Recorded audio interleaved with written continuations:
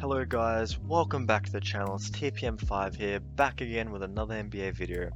And in today's video, I'm going to be talking about the San Antonio Spurs in the off-season, kind of recap a little bit of their season, and then also get into some trade rumors, a little bit of DeMar DeRozan free agency talk, and also look at who they can select with where they're touted to pick in the draft. So throughout the 2021 season, DeMar DeRozan led the way with 22 points per game. He also averaged 4 rebounds and what I believe is a career high assist number, which is 7. He's starting to develop himself as a bit more of a playmaker. Then you had DeJounte Murray playing the most minutes of his career, averaging 16 points, 7 rebounds, and 5 assists. A very good player on the defensive side of the floor. And then you have the likes of Keldon Johnson playing great as a rookie, averaging 6 rebounds. Then you have the likes of the veterans like Rudy Gay and Aldridge that played as well. But for the most part, this team does have a lot of good young talent. Now just a quick break guys, I make NBA content 2 to 3 times a week, so if you would like to subscribe, I'd appreciate it a lot and help me on my journey to 1,000 subs. Now in a second, we're going to look at the salary cap table for the Spurs, so feel free to pause the video. So as you guys can see, most notably, DeMar DeRozan is hitting free agency this summer in the last year of his 5-year extension that he signed in Toronto. You have likes of DeJounte Murray, who signed all the way through until 2024. Rudy Gay and Patty Mills both come off the books, along with Trey Lyles. And you have the likes of Luka Samanic, Keldon Johnson, and also Devin Vassell, who are on their rookie scale deals. Derek White's another guy that signed long term, like DeJounte Murray. So overall, this team does have a lot of flexibility, as they'll have $59 million on the books for next season before we enter free agency. And the big question remains with DeMar DeRozan. So DeMar DeRozan's one of those pulverizing guys in the league. Some people, believe that he's very good and can earn similar money to what he's on right now, which is around 27 million. But then some people believe he's, not worth that much. In my eyes, he has developed his playmaking ability, so that does open his options in free agency as well. Obviously, his lack of a three-point shot doesn't help, but he is passable on the defensive side of the floor.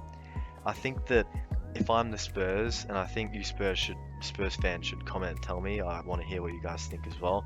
I think that you guys should probably move on from him, try get some value from him in a sign and trade, whether that's to Dallas, I don't think it'll be Los Angeles, but maybe there.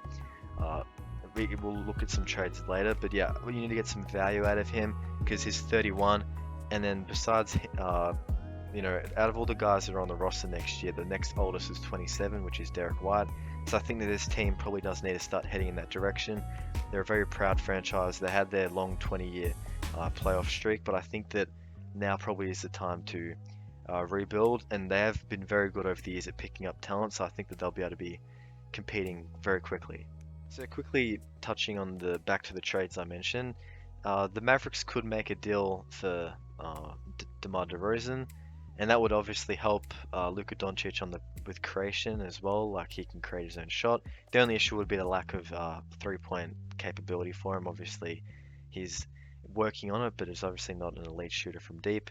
And you have the likes of Los Angeles that could attach Kyle Kuzma, who's already on a deal. It's relatively fair considering they'll be giving him a bigger role in San Antonio, and you can see what comes of him.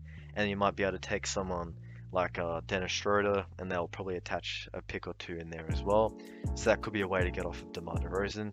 But let's move on to the San Antonio Spurs draft prospects and who they're looking at in the draft. So as you guys may know, the San Antonio Spurs are picking at pick 12 in this year's draft, which is on the 29th of this month. They've conducted a pre-draft workout with Moses Brown, and also around in some mock drafts, some of the players that they've been near, I guess, in the range of where they're picking. Davion Mitchell out of Baylor, they have Ayu Dosunmu out of Illinois, they have Chris Duarte from Oregon, Jonathan Kuminga, the small forward out of the Congo. Then you have Cameron Thomas out of LSU, Keon Johnson, the shooting guard out of Tennessee, and also Kai Jones, the power forward out of Texas. So they have obviously picking at 12 in the last few years drafts. In 2015, I'm pretty sure Devin Booker was picked at 13, just barely in the lottery. And you have Donovan Mitchell in recent times. So these picks can be very valuable if they make the right choice. And I think that the Spurs will be able to pick someone up. I think that we have to wait and see how the draft pans out. Obviously, in the past as well. DeJounte Murray fell to, I think, pick 29 back in 2016.